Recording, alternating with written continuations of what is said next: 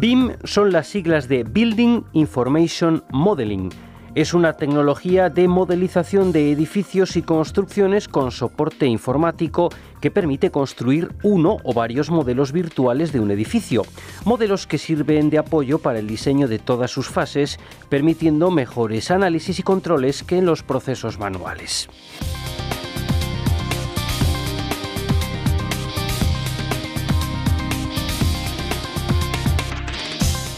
BIM abarca todo el proceso de diseño y gestión de la información generada a lo largo del ciclo de vida del edificio, permitiendo optimizar su explotación. Por eso ha abierto una nueva era para los profesionales de la arquitectura, la ingeniería y la construcción. Cuando hablamos de BIM nos referimos a una serie de dimensiones que son su esencia.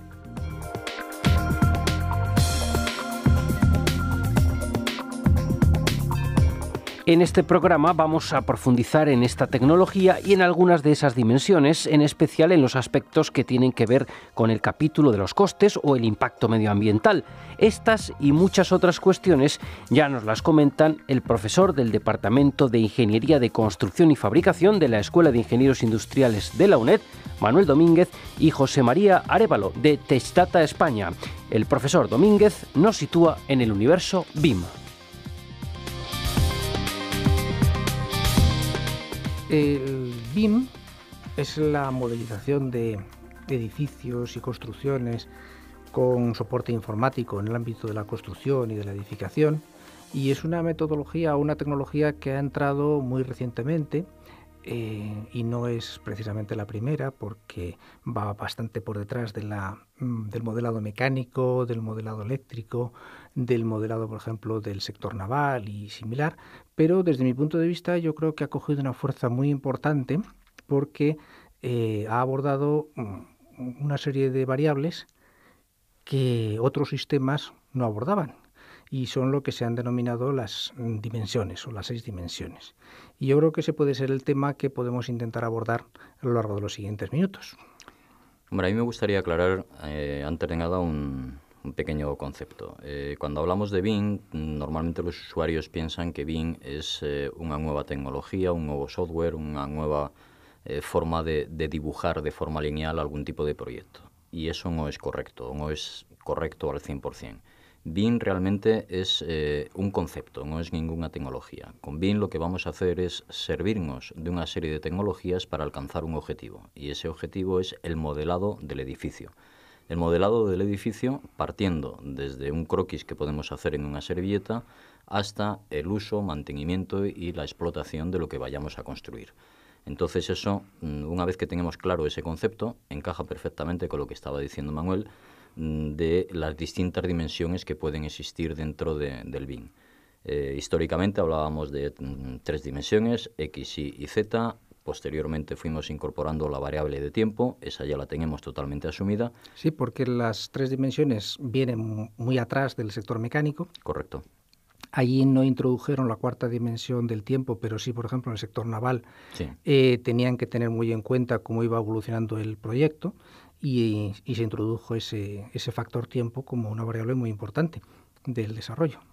Correcto, sí, es cierto, pero ese tiempo yo creo que ya lo tenemos razonablemente asumido, porque una vez que empezamos a modelar nuestro edificio o nuestra nave industrial, lo que sea, estamos condicionados por un tiempo de entrega, un tiempo de presentación de proyectos, pero tenemos que ir un paso más allá. Para mí el paso más allá es, como decía antes, la explotación y el mantenimiento de lo construido. Para muchos profesionales, arquitectos, constructoras, aparejadores, todo tipo de ingeniería, la utilización de lo construido es fundamental porque se abre una nueva línea de negocio, tanto a nivel económico como a nivel profesional, y es, insisto, una vez que tengamos construido el modelo que sea, poder determinar la vida de esa construcción y el retorno de inversión que podamos tener sobre lo construido. Con lo cual, el tener claro a qué vamos a destinar nuestro edificio, cuál va a ser su uso, cuál pueden ser las posibles modificaciones, averías o rectificaciones que tengamos que hacer en el tiempo, con eso lo que estamos haciendo es minimizar los costes y optimizar el retorno de inversión de lo edificado. Lo que pasa es que eso implica tiempo, no solamente en el tiempo de construcción del edificio, que es lo que viene del sector naval, desde que se empieza a diseñar el barco hasta que ya se tiene construido y por lo tanto se vota para que pueda navegar, sino que en el sector de la edificación y de la construcción se da un paso más. No solamente tenemos que diseñar el edificio hasta que se entregan las llaves y se empieza a utilizar, sino que ese modelado y ese análisis de tiempos va mucho más allá, y va mucho más allá incluso durante toda la vida útil del edificio, que a veces puede pasar de los 100 años, ¿verdad? Correcto, sería lo que técnicamente se denomina el ciclo de vida de lo edificado. Insisto que esa parte es fundamental porque lamentablemente en el sector de la arquitectura, unos años atrás, la sensación que daba es que el trabajo del profesional terminaba una vez que se entregaban las llaves del edificio, de la vivienda o de lo que se hubiera construido. No, insisto, no es solo que nuestro trabajo termine ahí, sino pensar en ese ciclo de vida, como decía Manuel, que puede llegar a 100 años, qué usos va a tener y qué problemática nos vamos a poder encontrar en esa vida de lo construido, bien sea por cambios de uso, bien sea por fatiga de materiales. Si todo eso somos capaces de prevenirlo en el estudio, todo eso implica una reducción de costes y una planificación tanto económica como social, el concepto que tú quieras, de ese modelo de edificio. Sin ir más lejos, pensando por ejemplo en la inspección técnica del edificio, no es lo mismo tener un edificio en el cual el inspector entra y no tiene ni siquiera los planos de dónde están cada uno de los componentes, o entrar en un edificio donde está todo modelado, donde está cada cosa en su sitio, e incluso cuando el inspector llega al edificio ya se ha hecho previamente una imagen tridimensional de qué es lo que va a evaluar y cómo va a funcionar, y hace la inspección muchísimo más rápidamente, e incluso se puede valorar el coste de cualquier mejora, cualquier reforma o cualquier cosa que no esté funcionando. Correcto. Yo creo que incluso la tendencia en ese sector de la inspección técnica de edificios pasa porque se llegue a minimizar las visitas de los técnicos a la propia edificación, puesto que en el momento que la administración nos obligue a tener esa información, todos esos ficheros modelados en un sistema BIM, es más que probable que esa visita a lo construido, no digo que sea inútil, pero que probablemente se llegue a minimizar, puesto que sin salir de la oficina tendremos todos los datos. Entre otras cosas porque el propio sistema, con su estudio de tiempos, te puede ir dando instrucciones de qué es lo que hay que arreglar, qué es lo que se ha quedado obsoleto, cuáles son las pruebas que se tienen que ir haciendo, y probablemente el inspector lo único que hace es verificar que todas esas pruebas se han hecho. Correcto. Esto, si ponemos un símil que todos entenderíamos, es como medicina preventiva. Es tener claro dónde puede tener una fatiga en nuestro edificio y poner la tirita antes de que esa herida llegue a surgir, que evidentemente nos va a salir mucho más caro, tanto en tiempo como económicamente hablando.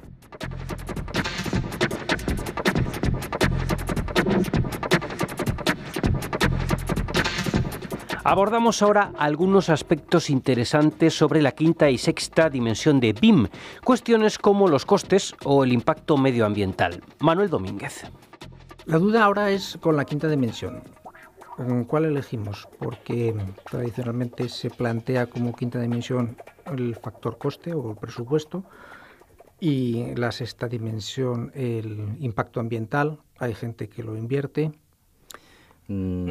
Bueno, ahí podríamos tocar varios temas. A mí la sensación que me da es que la quinta dimensión, si la ubicamos a nivel de coste, es difícil de planificar si no la vinculamos directamente al tiempo.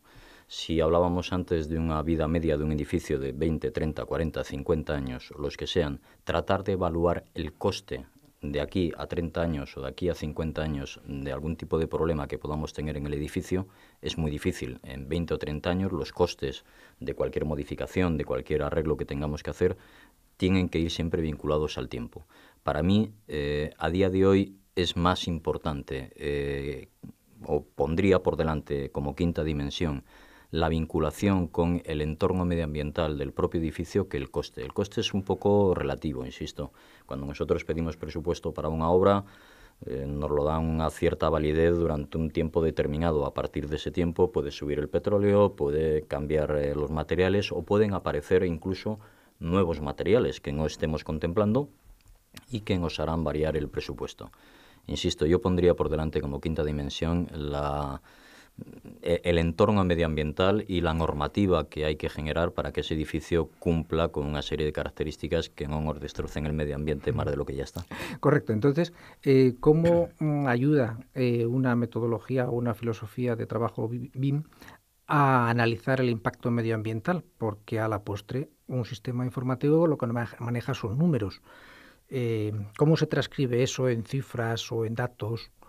¿O cómo puede el diseñador evaluar que el impacto es mejor o es peor simplemente modelando, sin tener el edificio ya construido y sin ubicarlo físicamente en su entorno? Hombre, lo que pasa es que el modelado que hace el técnico no tiene que ser solo y exclusivamente en un entorno cerrado, tiene que ser en un entorno abierto. Podemos coger nuestro modelado de un edificio, transportarlo a un entorno real, bien sea cualquier tipo de cartografía o cualquier tipo de fotografía aérea que nosotros podamos utilizar, ver cuál es el impacto, tanto a nivel estético como medioambiental. Quiero decir, no es lo mismo ubicar un edificio en una zona en la que, no sé, tenemos grandes problemas de viento o tenemos más o menos sol.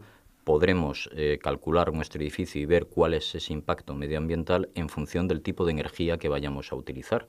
Con lo cual, eso al final lo que hacemos es, mediante una serie de tablas, comparar cómo funciona nuestro edificio con energía solar o cómo puede funcionar con una energía tradicional, o cómo podemos utilizar esa energía solar para que se reutilicen las aguas sucias de nuestro edificio para el riego de nuestros jardines. Con lo cual, ahí estamos también interviniendo en ese espacio medioambiental y no deteriorando la zona donde ponemos nuestro edificio. Con lo cual estamos ya desde el principio, desde el momento en el que se está diseñando el edificio, estamos evaluando la eficiencia energética del edificio. Evidentemente es que es fundamental. Que es fundamental porque nosotros estamos pensando cómo va a ser la construcción y en función de que pongas unos muros más gruesos o más finos o pongas algún tipo de recubrimiento o pongas algún tipo de aislante, pues vas a poder tener en ese mismo edificio una eficiencia de un tipo u una eficiencia de otro. Correcto, es que hay cosas que parecen a priori muy simples, pero que realmente luego van a determinar la vida de nuestro edificio. Simplemente con cambiar la orientación de nuestro edificio podemos llegar a conseguir mayor coste energético a la hora de calefactar el edificio o de refrigerarlo. Es algo tan simple como variar una serie de grados la ubicación de nuestro edificio. Si todo eso somos capaces de prevenirlo antes de poner el primer ladrillo, estaremos, por supuesto, controlando el coste energético, con lo cual ya es un avance.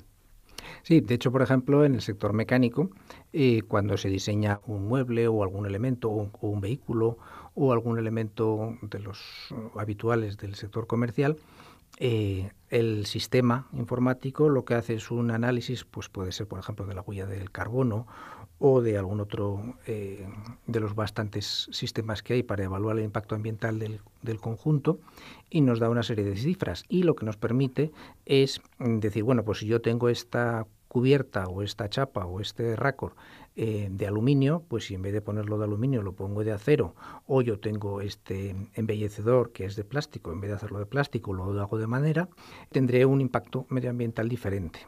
Y esa misma filosofía es la que se transmite hacia el edificio. Si yo tengo mi edificio con unos muros de ladrillo como aislante y unas paredes de cristal de un determinado factor, simplemente por cambiar una serie de elementos, una serie de aislantes, ya voy a conseguir bajar el impacto medioambiental. No es lo mismo poner un aislante de madera que tiene un impacto medioambiental negativo, es decir, favorece el medio ambiente, que poner un aislante sintético cuya producción me consume muchísima energía y me genera muchísimo CO2, que tiene un impacto medioambiental bastante más importante. Correcto, es que como tú avanzabas al principio de nuestra conversación, el mundo de la arquitectura va un poco a remolque de lo que ya se hacía hace muchos años en mecánica.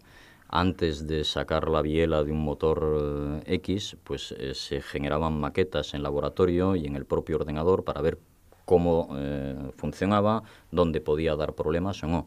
Ahora con BIM en el mundo de la arquitectura hacemos lo mismo. Lo que hacemos es plantear cómo va a responder nuestro edificio ante determinadas situaciones, hasta el punto que podremos generar un modelado en 3D y someterlo a distintas pruebas de estrés, bien sea cuestiones de agua, bien sea una zona de mucho viento o una zona en la que nieva muchísimo. Todas esas cargas externas medioambientales las podremos proyectar contra nuestro edificio y veremos cómo responde. Y además, incluso podremos ver la fatiga de nuestros materiales en función de esas condiciones medioambientales, lo cual nos va a llevar a decidir, como tú estabas comentando, qué nos interesa más, si un cerramiento habitual de fábrica, o nos vamos a un material sintético, o nos vamos a madera, o qué es lo que vamos a hacer. Realmente es, antes, insisto, de poner el primer ladrillo, tener absolutamente claro cuál va a ser la respuesta del edificio. Sin distancias, la UNED en Radio 3.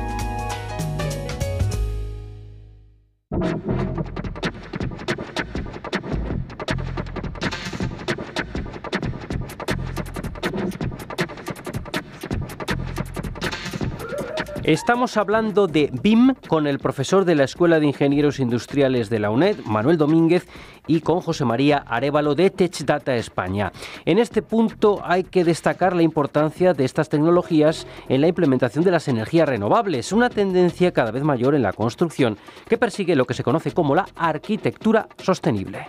Sí, incluso si pensamos en energías renovables, que es una de las tendencias a la cual está evolucionando la construcción en estos momentos, todos los edificios evidentemente tienen un tejado y es un sitio idóneo para ubicar pues un sistema de agua caliente solar o de células fotoeléctricas que nos permitan alimentar energéticamente el edificio. Al estar diseñando el edificio, conocemos su orientación, podemos ver cuántos metros cuadrados de paneles se pueden poner, podemos prever la acumulación energética que nos va a dar el sol dependiendo de la latitud de ubicación de ese edificio, y si nos dejan las normativas vigentes de los municipios correspondientes, incluso manipular ese tejado para obtener una optimización en la superficie de recepción de energía. Y eso puede ser un argumento, por ejemplo, pues para presentar pliegos de diseño a los responsables municipales diciendo, oye, olvídate de los tejados a dos aguas, porque cuando tú tienes un edificio con un tejado a dos aguas, una de las aguas sí está recibiendo el sol, pero el otro está recibiendo muy poquito.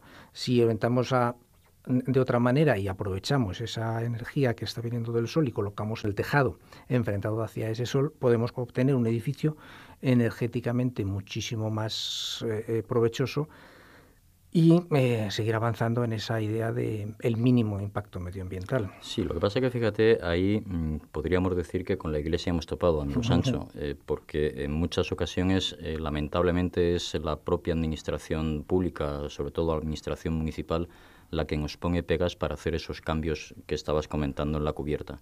Existen muchos municipios que una cubierta plana la consideran como algo estéticamente feo. Bueno, podríamos discutirlo, pero admitamos que es feo, pero es muy útil, es muy productiva. Como tú comentabas, una cubierta a dos aguas, hay un agua que funciona, hay un faldón que puede producir energía y otro que no.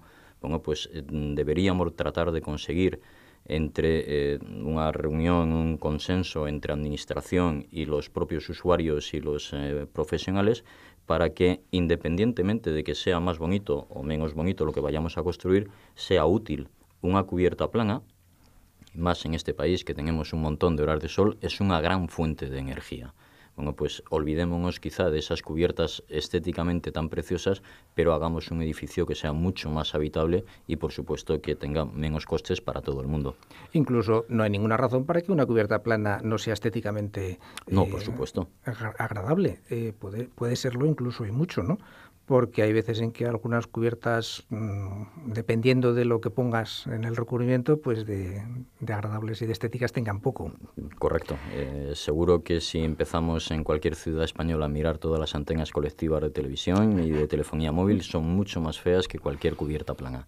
Sí. Y además también depende mucho el edificio desde donde lo mires, porque tú dices, no, es que visto desde arriba el edificio pues estéticamente no es muy bonito, pero ¿cuántas personas ven un edificio desde arriba? Muy poquitas. ¿Verdad? Muy poquitas, efectivamente. Correcto. Sí, yo creo que eso es algo que la administración pública tiene que evolucionar. En algunos países a nivel europeo ya se está haciendo. De hecho, por ejemplo, en Inglaterra existe ya una normativa obligatoria de cumplimiento BIM. en la que más que el aspecto estético del propio edificio, que evidentemente tiene que cumplir unas normas municipales o estatales, se hace hincapié en el aspecto de utilidad, de viabilidad del propio edificio. Creo que eso es lo que nos va a llevar a la famosa frase de arquitectura sostenible. Pues sí, realmente es a lo que deberíamos de ir tendiendo. Vamos a olvidarnos un pelín del aspecto estético y hagamos el edificio funcional y más agradable para la gente que lo habita. O sin olvidarse, ¿no? Vamos a hacerlo agradable y puede habitable, combinar. Y además incluso hacerlo más estético, porque tú cuando evalúas un edificio que tiene una cubierta plana, dices, es que si la veo desde arriba, el edificio pierde atractivo. Pero es que los usuarios de ese edificio, si tienen una cubierta plana y pueden subir a esa cubierta plana y ver todo lo que está a su alrededor, eso está revalorizando el edificio y le da un valor añadido muy importante.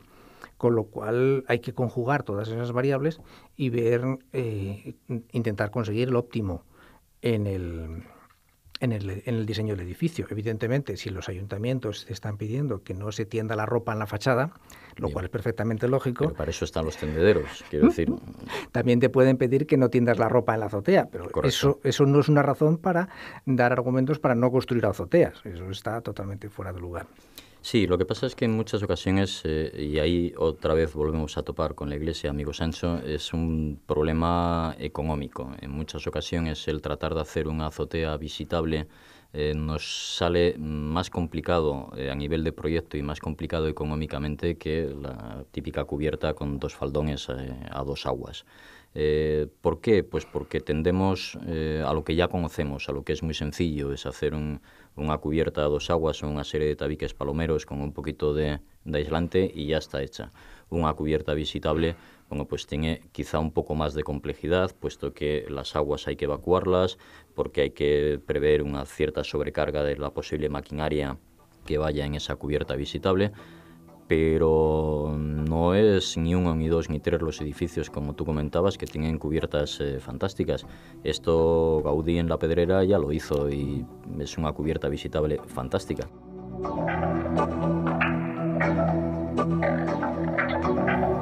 En el último tramo de este programa que estamos dedicando a BIM, vamos a entrar en esa sexta dimensión que hace referencia a la cuestión económica, al análisis de los costes.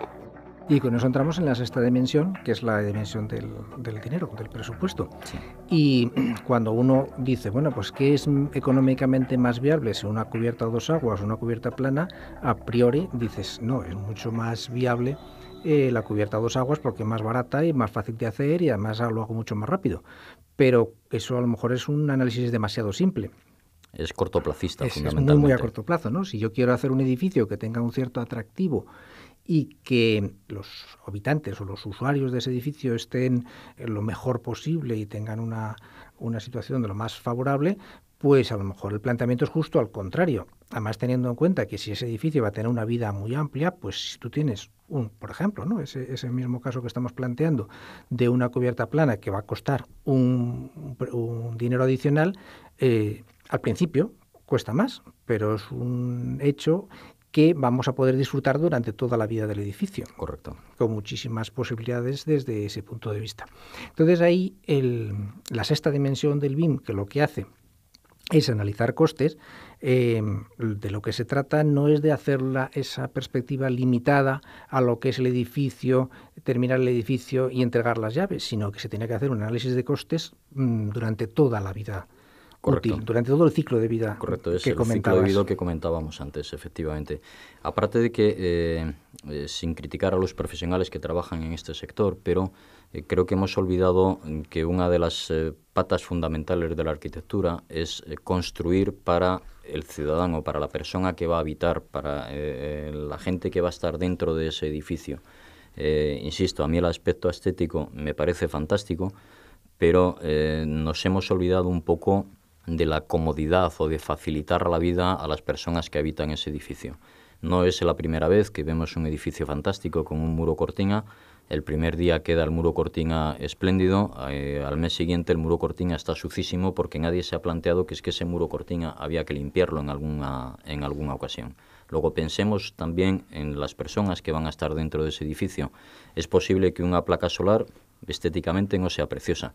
Depende, porque podemos hacer un diseño fantástico con placas solares, pero si con eso conseguimos que los usuarios de ese edificio puedan reducir sus costes energéticos, podemos conseguir no quemar el medio ambiente utilizando otro tipo de energías, bueno, pues es algo que a priori con esa sexta dimensión del coste puede ser un poco más caro, pero si lo vemos no de una forma cortoplacista, sino a medio o largo plazo, es posible que al final nuestro edificio sea mucho más económico de lo que teníamos planteado. Y ahora la pregunta que puede venir a continuación. ¿Por qué quedarse en 6 dimensiones? ¿Por qué no ir a más variables de control, ¿no? Se me ocurre, por ejemplo, la optimización del espacio del edificio.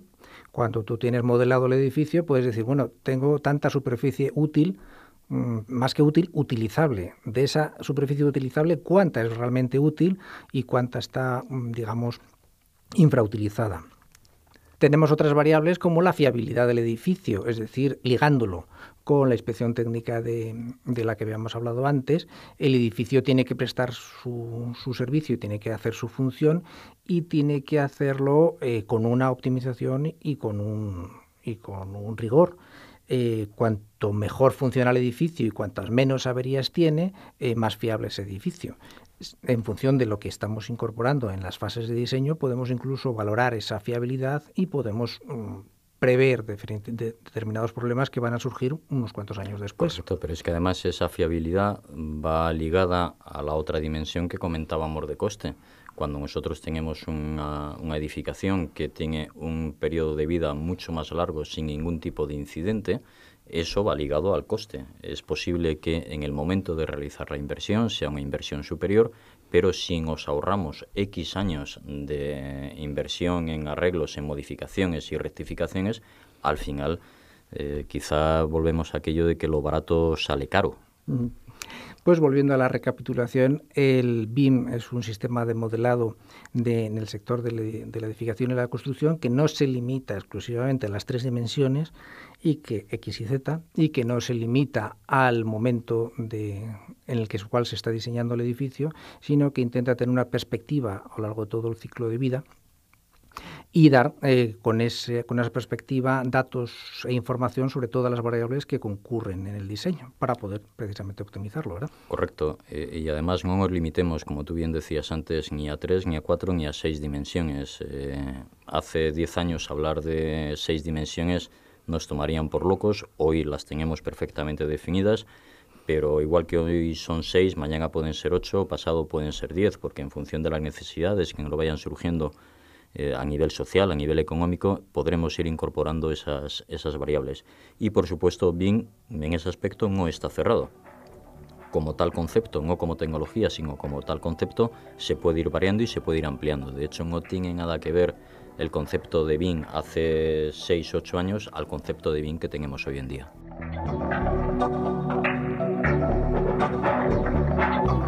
Aquí cerramos este recorrido por el Building Information Modeling, al que hemos dedicado este espacio. Agradecemos su colaboración al profesor Manuel Domínguez y a nuestro invitado José María Arévalo.